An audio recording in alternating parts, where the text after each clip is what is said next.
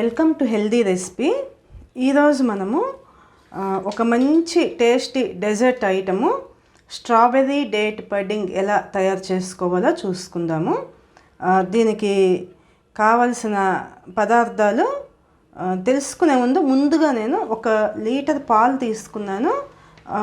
వీటిలో 1 పావు లీటరు మనము స్టవ్ మీద పెట్టుకుని మరిగించుకుందాము.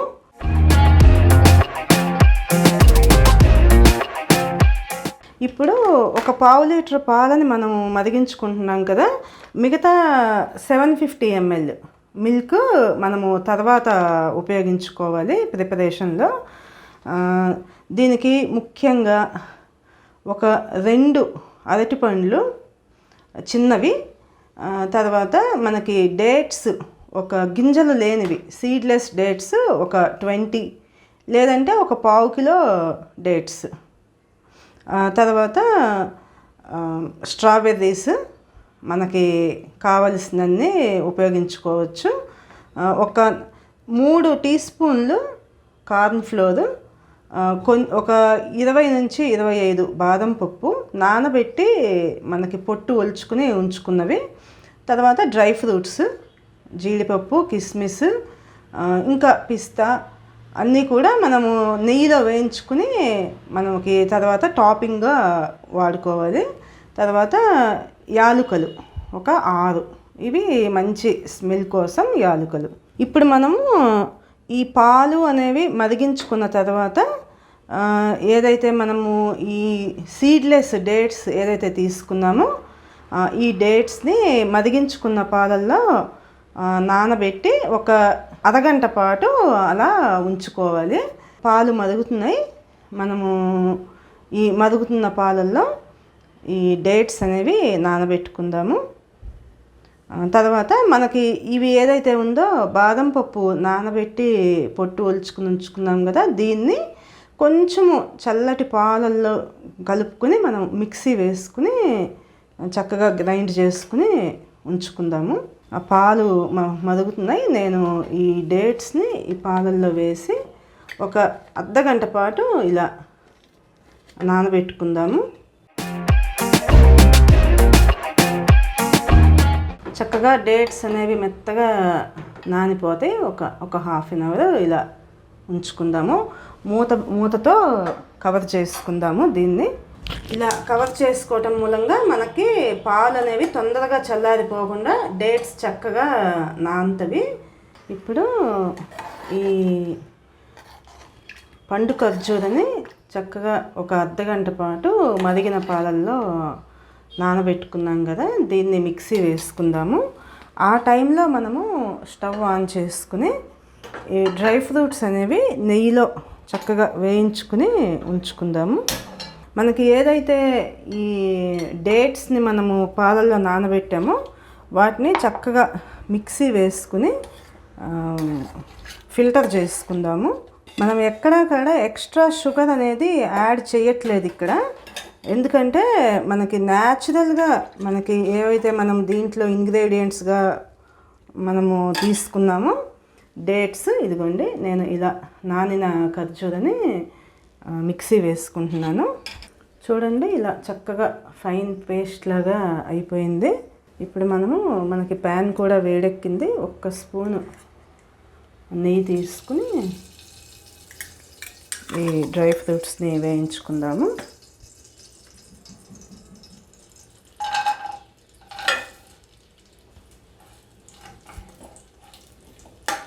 ప్యాన్ వేడెక్కిన తర్వాత నేను స్టవ్ మీడియం ఫ్లేమ్లోకి మార్చుకుంటున్నాను. మీడియం ఫ్లేమ్ కానీ సిమ్లో కానీ అయితే మనకి ఇవి మాడకుండా వస్తాయి చక్కగా.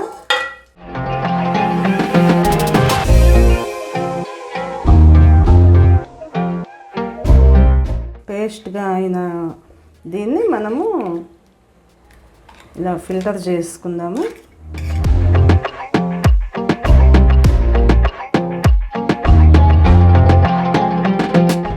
ఏమైనా మిగిలిపోయిన డేట్స్ ఉంటే కనుక మళ్ళీ మనం ఇంకొకసారి మిక్సీ వేసుకోవచ్చు.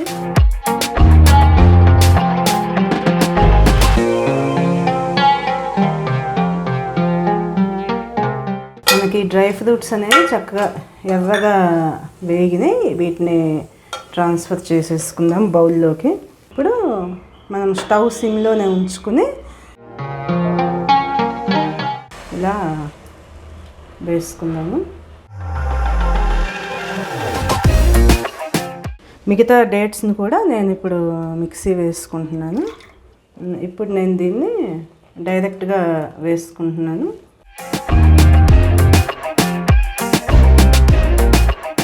ఇప్పుడు నేను మనకి మిగిలిన పాలల్లో ఈ బనానాస్ ఏవైతే ఉన్నాయో ఈ బనానాస్ వేసుకుని నేను వీటిని కూడా మిక్సీ వేసుకుంటున్నాను. వీటిని కూడా ఒక్కసారి ఫిల్టర్ చేసుకుందాం.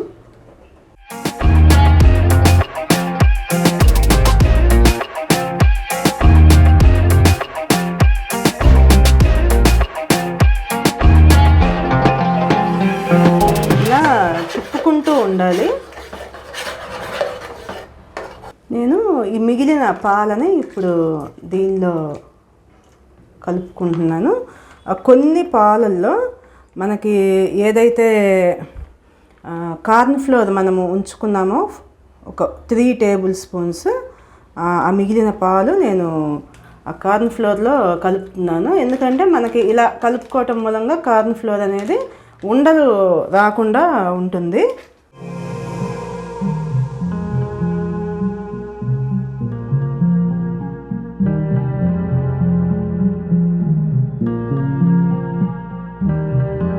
ఇప్పుడు నేను స్టవ్ని మీడియం ఫ్లేమ్లో ఉంచుకుంటున్నాను. మొత్తం చిన్న సైజు 2 అరటిపండ్లు, మనం ఏదైతే డేట్స్ తీసుకున్నామో నానబెట్టుకుని ఆ డేట్స్ మొత్తం కూడా నేను పాలతో కలిపి మిక్సీ వేసి ఇప్పుడు మీడియం ఫ్లేమ్లో ఉడికించుకుంటున్నాను. ఇప్పుడు ఈ మిగిలిన ఏదైతే ఇందాక మనం తీసుకున్నాం కదా బాదం పప్పు, ఒక 20 పప్పులు అని అనుకున్నాం కదా నానబెట్టి పొట్టు ఒలుచుకున్నవి, నేను ఆ పేస్ట్ కూడా యాడ్ చేసుకుంటున్నాను దీనికి.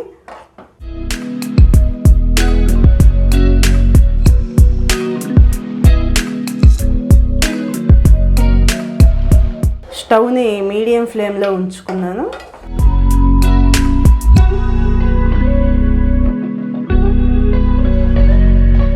మనం దీనిలో మొత్తం కూడా న్యాచురల్ షుగర్స్నే వాడుకుంటున్నాము. డేట్స్లో కానీ బనానాలో కానీ మిల్క్లో కానీ ఉండే న్యాచురల్ షుగర్స్, మనకి ఎక్స్ట్రా షుగర్ అనేది ఏమీ యాడ్ చేయడం లేదు. ఒకవేళ ఎవరైనా షుగర్ కొంచెం ఎక్కువ అవసరం అనుకున్న వాళ్ళు చివరగా మనం టాపింగ్స్ అనేవి యాడ్ చేసేటప్పుడు ఆ టైంలో కొంచెము తేనెని వాడుకోవచ్చు.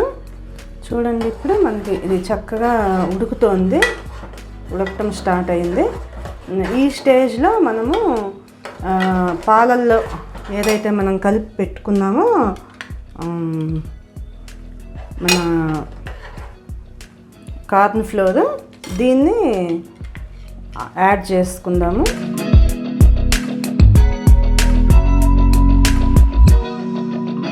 చిక్కగా ఒక దగ్గరికి వచ్చేంత వరకు కూడా మీడియం ఫ్లేమ్లో ఉంచుకుని ఇలా తిప్పుకుంటూ ఉండాలి.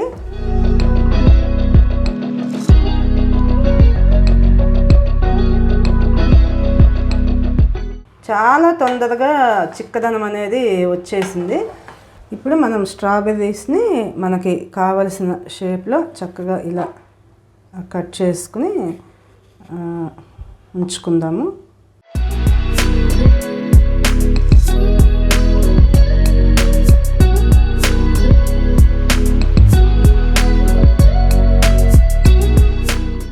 చూడండి, చక్కగా ఉడుకుతుంది.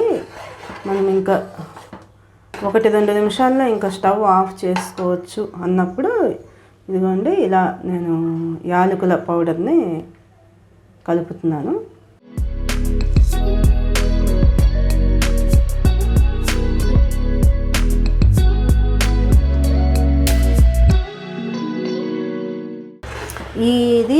ఈ కాంబినేషన్ ఏదైతే ఉందో ఇది చల్లారిన తర్వాత చూడండి చక్కగా దగ్గరకు వచ్చింది.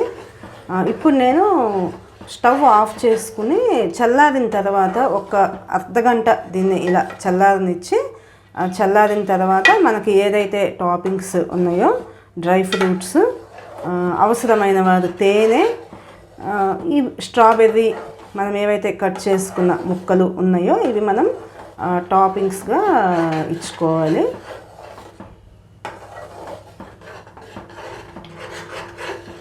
ఇప్పుడు నేను స్టవ్ ఆఫ్ చేసుకుంటున్నాను. ఇప్పుడు మీకోసం సిద్ధంగా ఉన్న స్ట్రాబెర్రీ డెజర్ట్ని 2 గంటల పాటు ఫ్రిడ్జ్లో ఉంచి తింటే చాలా బాగుంటుంది.